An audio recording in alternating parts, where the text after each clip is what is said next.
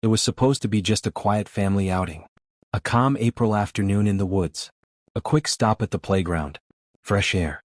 But something went terribly wrong. In a secluded area near a closed-down wooden bar, a woman vanished. No one saw a thing. No one heard a sound. And when her husband asked for help, his story didn't add up.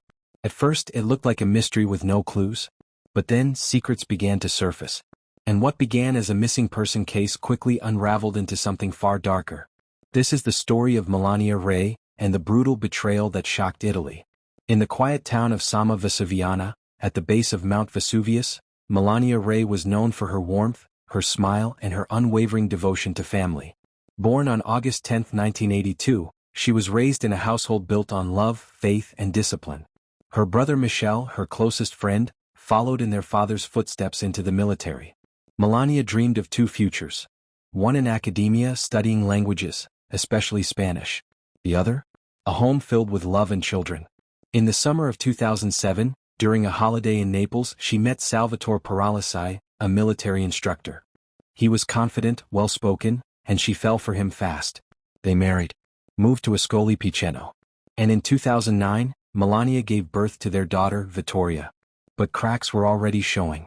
When Salvatore arrived at the hospital after Vittoria's birth, something was off. No flowers. No affection. Just a distracted man with a 1,000-yard stare. Still, Melania stayed hopeful. She poured herself into motherhood, raising Vittoria mostly alone while Salvatore was away for military duties. But her world grew lonelier by the day, isolated from her hometown, her family, her friends. She smiled through it all. But inside, she was struggling. April 18, 2011. The family went for an afternoon trip to Cal San Marco, a forested mountain area near Ascoli Piceno. Around 3:45 p.m., Salvatore walked into a local bar carrying Vittoria in his arms. He was agitated, dressed in shorts and a t-shirt, odd for the chilly April weather. He told the bar owner's wife that Melania had gone to use the restroom and never returned. 30 minutes had passed. He was panicking, repeating, "They've taken her. They've kidnapped her. They've killed her." But something didn't feel right. Why jump straight to murder? Why didn't he help search? Why, as a military topographer, did he claim to be unfamiliar with the area? Even stranger, when the police were called, Salvatore locked himself in the bathroom. More inconsistencies piled up. There was no diaper bag in the car. Melania hadn't packed her daughter's pacifier, water bottle, or warm clothes.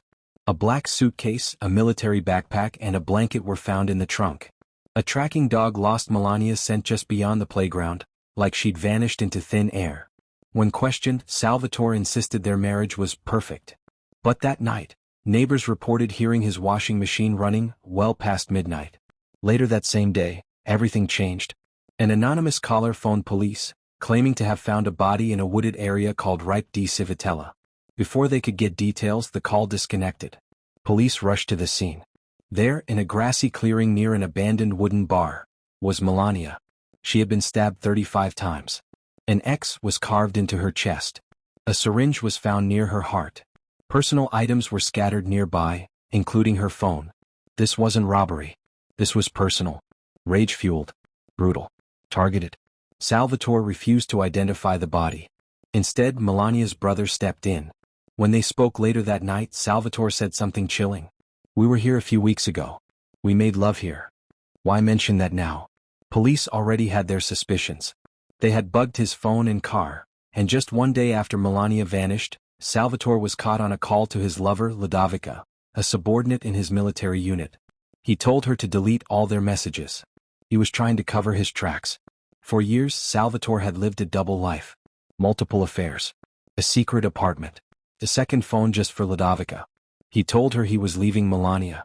Promised Easter in Amalfi to meet her family. But when Easter came, he backed out. She snapped. Called him a liar. Accused him of stringing her along. Meanwhile, investigators kept listening, and found that Salvatore was still in contact with Ludovica even on the day Melania disappeared. Salvatore's version of events started falling apart.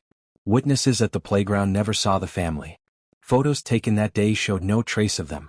Forensic analysis placed Melania's time of death between 2:30 and 3:30 p.m., exactly where her body was found. She had fought back. Her wounds told a horrific story. She bled to death over 30 minutes. Her clothing was pulled down, but there was no assault. Her bladder was empty, possibly indicating she was attacked while urinating. DNA found on her body matched Salvatore. 2 days later, Melania's phone briefly turned on. Investigators believe Salvatore returned to the scene, tampering with evidence. On July 14, 2011, Salvatore Paralisai was arrested. The trial, held behind closed doors, ended in a 30-year sentence, later reduced to 20 after he claimed rehabilitation. In prison, he took law courses and worked as a switchboard operator. To some, he was reforming. To others, he was still manipulating. After serving 12 years, he was granted parole. But in 2023, during a televised interview, he said, "I betrayed Melania several times. But I didn't kill her." His tone lacked remorse.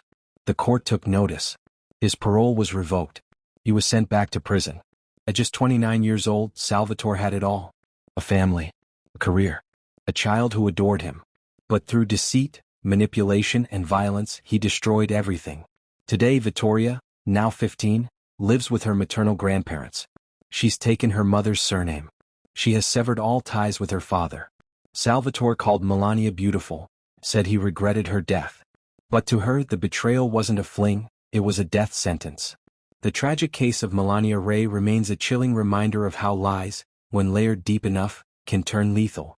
And no matter how carefully someone tries to bury the truth, it always finds its way back to the surface. Thanks for watching Vault of Crimes.